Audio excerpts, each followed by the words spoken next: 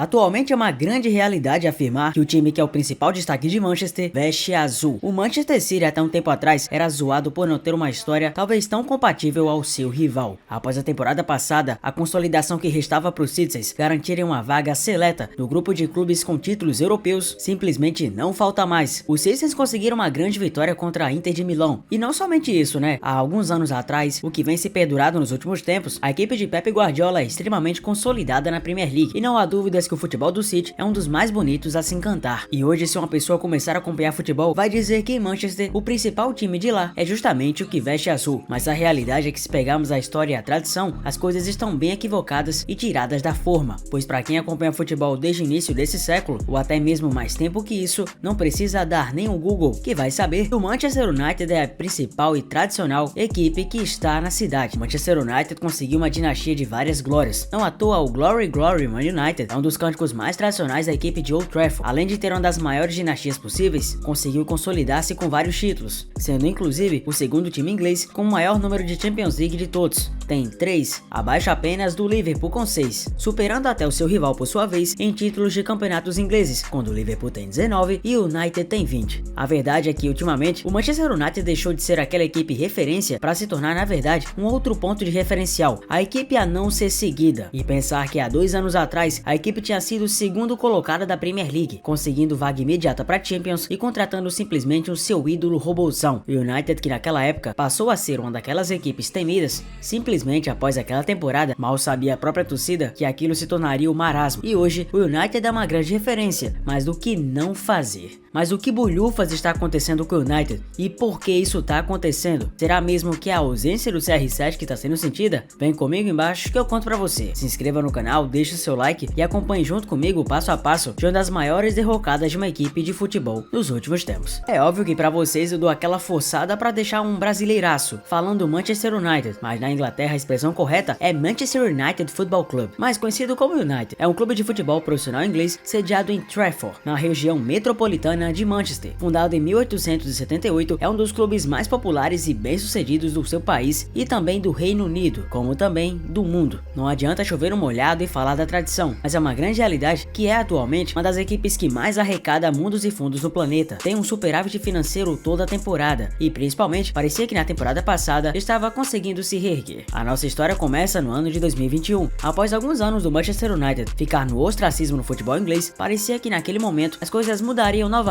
Os ares estavam mais coloridos e finalmente a equipe de Old Trafford tinha repatriado e contratado o principal jogador da sua era recente. Tô falando do Cristiano Ronaldo. É claro que outros jogadores como Wayne Rooney podem até ter mais idolatria por parte da torcida, mas o Cristiano conseguiu fazer o United uma vitrine gigantesca para várias pessoas. Sempre que as pessoas vão lembrar da carreira do próprio Cristiano, um dos maiores jogadores da história do futebol, não somente europeu como mundial, sempre vão lembrar que ele jogou na equipe de Old Trafford. Após uma saída conturbada na Juventus, após o mesmo Cristiano Ronaldo não conseguir o objetivo que necessitava para conseguir sua então Champions League, chegava a hora de Cristiano voltar para sua casa. Mas não era qualquer casa, era o Teatro dos Sonhos, considerado um dos estádios mais tradicionais e populares, como também elegantes de toda a Inglaterra. Voltava ali a vestir a camisa dos Diabos Vermelhos, como a equipe é conhecida mundialmente. Havia ali a expectativa de que a equipe voltaria a ser temida no cenário mundial e que passaria ali a ser uma equipe forte candidata a ser papa-títulos de troféus. Tava mais que encaminhado, todo mundo acreditava nessa dinastia do United. É bem óbvio que competir contra equipes muito poderosas, como o próprio rival Manchester City, que mesmo após a contratação do CR e de outras fortunas que o United adquiriu, seguia sendo o poderoso City, o United acreditava que com o peso da sua camisa e sua tradição, como já havia sido provado em outros momentos, voltaria, quem sabe, a ganhar uma orelhuda, ganhando então a sua quarta e tentando brigar de braçada com braçada com o próprio Liverpool, seu maior rival fora de Manchester, que atualmente tem o dobro das Champions que o Manchester tem. De início, o Cristiano Ronaldo mostrou suas caras. Foi um começo simplesmente avassalador. Logo na estreia seguiu anotando gols, e na verdade não somente na estreia, foi durante toda a sua passagem vitoriosa pela equipe, mesmo que sem títulos consolidadamente na segunda, Cristiano seguiu mostrando o motivo de ser consideravelmente um dos melhores jogadores de todo o planeta. Mesmo fazendo hat-tricks em uma temporada muito boa,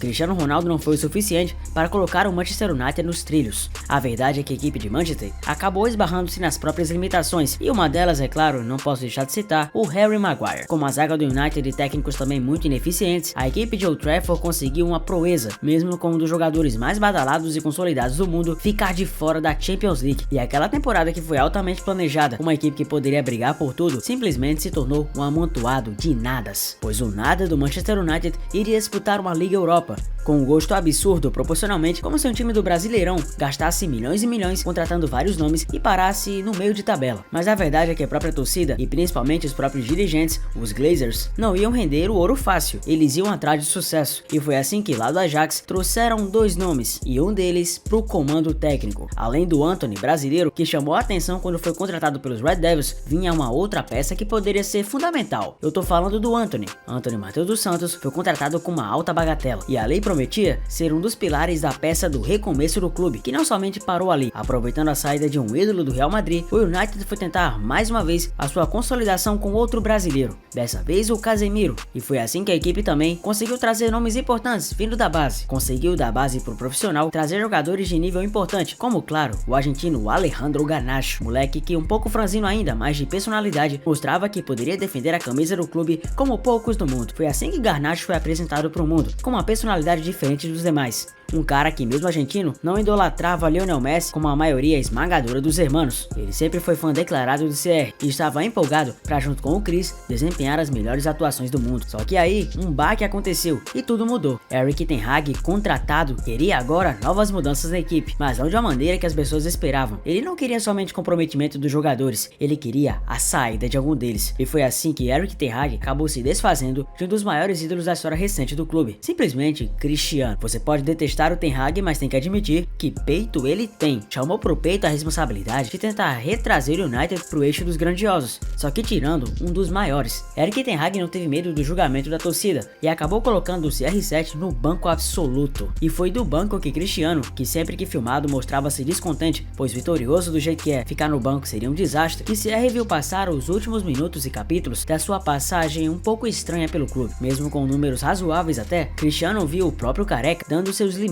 e o ultimato a português. Ali ele não ficaria mais, não era mais bem-vindo, e foi isso mesmo que Cristiano falou em entrevista tempos após para o comunicador Piers Morgan. Naquela época, a corda apertou não somente para o Ten Hag, como também para o seu ex-companheiro nos Red Devils, Wayne Rooney, que havia criticado e detonado ele. Não só o técnico tentou forçar minha saída, mas outros 2 ou 3 caras ali do clube e da direção. Eu me senti traído e senti que algumas pessoas não me queriam aqui, não só esse ano, mas no ano passado também, disse Ronaldo, que havia marcado apenas 3 gols em 16 jogos naquela temporada, totalmente diferente da anterior, a 21-22, que ele foi muito bem. Cristiano na época continuou: desde que Sir Alex Ferguson saiu, eu não vi evolução no clube, não houve progresso. Por exemplo, como um clube como o Manchester United, depois de demitir Solskjaer, traz o diretor esportivo Ralf Rangnick. Ninguém entende, esse cara não é nem um técnico. Surpreendeu não só a mim, mas ao mundo. Nada mudou, a piscina, a jacuzzi, até a academia, a cozinha, os chefes, eles pararam no tempo. Me surpreendeu muito, eu achei que ia haver coisas diferentes, mas modernidade e tecnologia, infraestrutura, vemos as mesmas coisas que eu via quando tinha 20, 21 ou 23 anos de idade, mas você tem algumas coisas dentro que não nos ajudam a alcançar o nível mais alto, como City, Liverpool e até Arsenal. Um clube com essa dimensão deveria estar no topo da árvore, na minha opinião, e infelizmente não está. Como o Picasso disse, é preciso destruir para reconstruir, e se eles começam comigo, pra mim não é um problema. Eu amo o Manchester United, eu amo os torcedores, eles estão sempre do meu lado, mas se eles querem fazer diferente, na época o Ronaldo verbalizou que seu relacionamento com Erik ten Hag não é nada bom. Eu não tenho respeito por ele, porque ele não mostra nenhum respeito por mim. Se você não tem respeito por mim, eu nunca vou ter respeito por você. A partir daí, Erik ten Hag mal sabia que geraria o efeito borboleta no esporte. O esporte bretão, que antes era consolidado na Europa, passou também agora a ter novas alternativas na Arábia. Com Cristiano Ronaldo no Al-Nassr,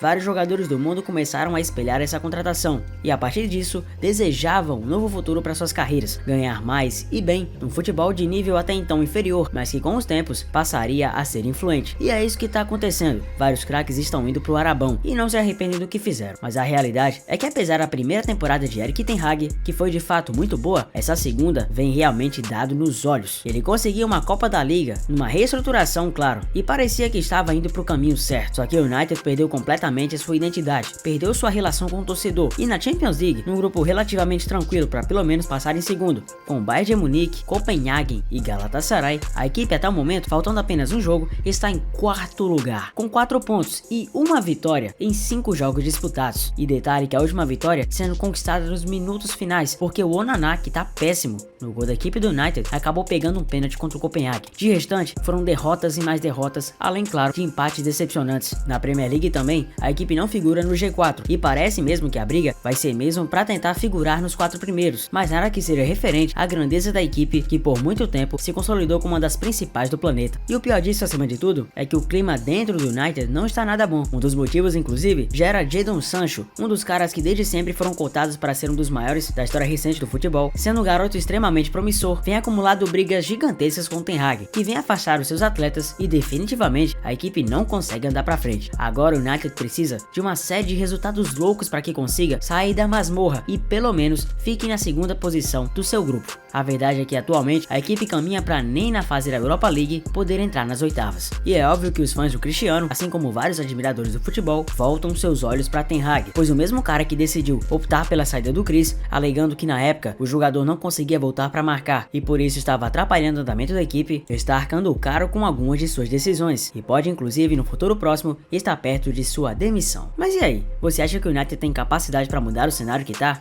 Isso é apenas uma fase ou vai passar? Comenta aqui embaixo e me conta. Eu sou Zefute, obrigado por ter chegado até aqui, tamo junto demais, eu te agradeço, não esquece do like, da inscrição e até o próximo vídeo, valeu!